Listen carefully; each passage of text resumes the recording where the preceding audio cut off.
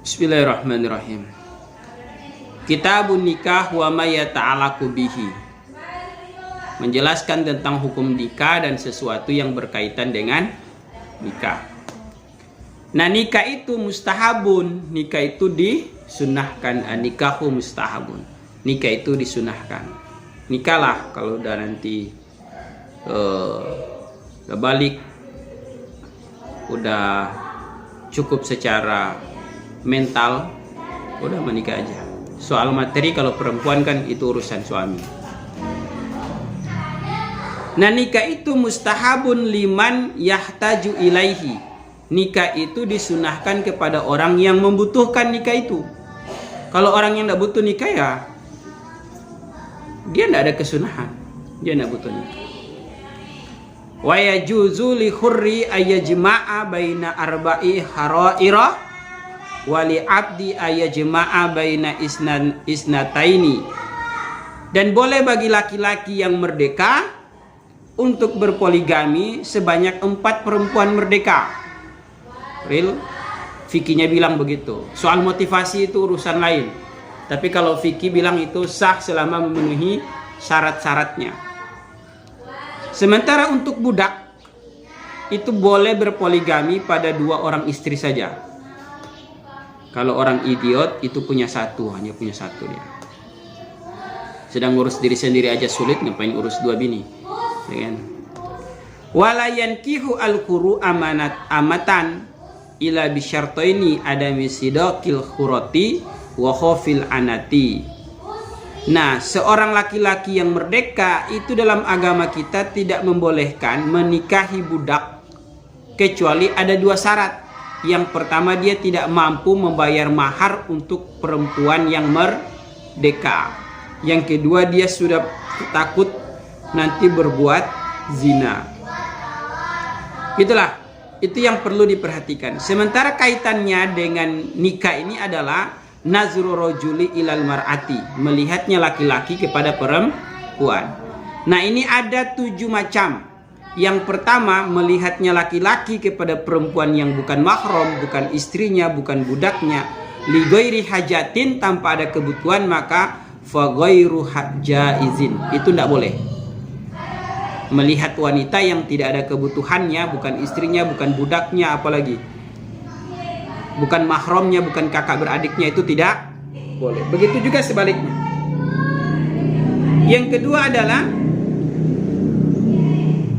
wasanin nazruhu ila zaujatihi au amatihi fayajuzu ayanzura ila ma ada farja minhuma. Melihatnya seorang lelaki kepada istrinya atau budaknya itu boleh. Melihat kepada seluruh anggota tubuhnya kecuali farjinya, kecuali kemaluan intinya, itu tidak boleh.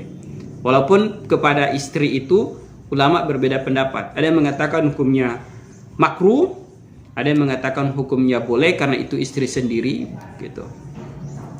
Dijima saja boleh, apalagi cuma dilihat, kan begitu kalau istri sendiri. Wasalis, dan yang ketiga, nazruhu, melihatnya laki-laki illa zawatil maharimihi au amatihi al muzawwajati fayajuzu fima adama baina surati wa rukbati, yaitu melihatnya laki-laki kepada mahramnya atau kepada budak yang dia nikahi, budak yang dinikahkannya, gitu. Maka boleh dia melihat pada sesuatu yang selain daripada ma baina surati wa rukbati, antara pusar dan lutut. Jadi kepada mahram, kepada kakak beradik itu tidak boleh melihat kemaluan inti. Selain itu hukumnya boleh. Tapi nanti akan ada adat. Biasanya kalau sudah melihat organ tubuh tertentu, walaupun itu selain kemaluan inti, kalau bisa membangkitkan syahwat, nah itu bahaya, lebih baik tidak. Tapi standar fikih hukumnya apa? Boleh. Tapi bukan berarti boleh kemudian disengaja-sengaja begitu, itu bahaya. Warabi'u, dan yang keempat, nazru ila ajli nikahi fayajuzu ila wajihi wal kafaini.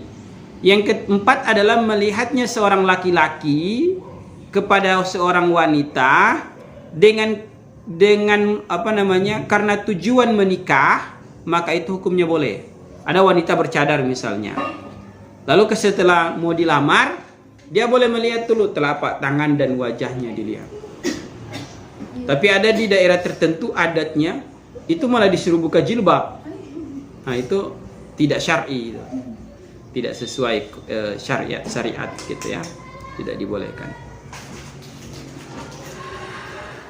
Nah selanjutnya wal khamisu, dan yang kelima nazru lil mudawati, melihatnya laki-laki kepada perempuan karena tujuan pengobatan, maka fayajuzu ila maudhi'i alati yuhtaju ilaiha, boleh melihat auratnya perempuan yang bukan mahramnya karena tujuan mengobati, itu boleh pada sekedar anggota tubuh yang dibutuhkan untuk diobati.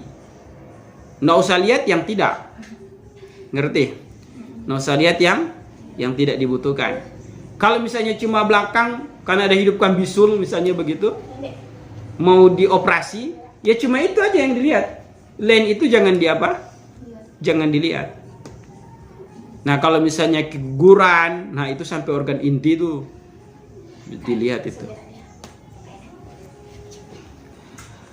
Maka itu dilihat. Boleh boleh dilihat. Jadi hukumnya boleh, padahal hukumnya tadinya tidak boleh. Tapi karena dalam keadaan darurat semacam itu, jadi hukum boleh. Nah, yang empat ya, an-nazru li syahadati, yaitu melihat karena sebuah persaksian. Karena jadi saksi, ya boleh. Kemudian muamalah, jual beli, yaitu karena ada proses jual beli, ya harus saling melihat, boleh.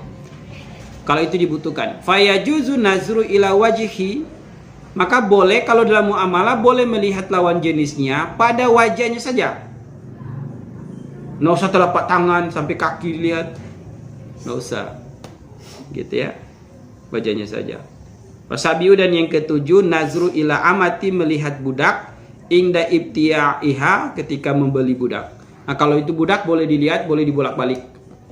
Kalau itu budak. Tapi kan budak udah nggak ada sekarang. Kira-kira yang tadilah yang berapa tadi? Yang 6 tadi yang kemudian bisa kita amalkan dalam kehidupan real kita hari ini. Wallahu a'lam bishawab.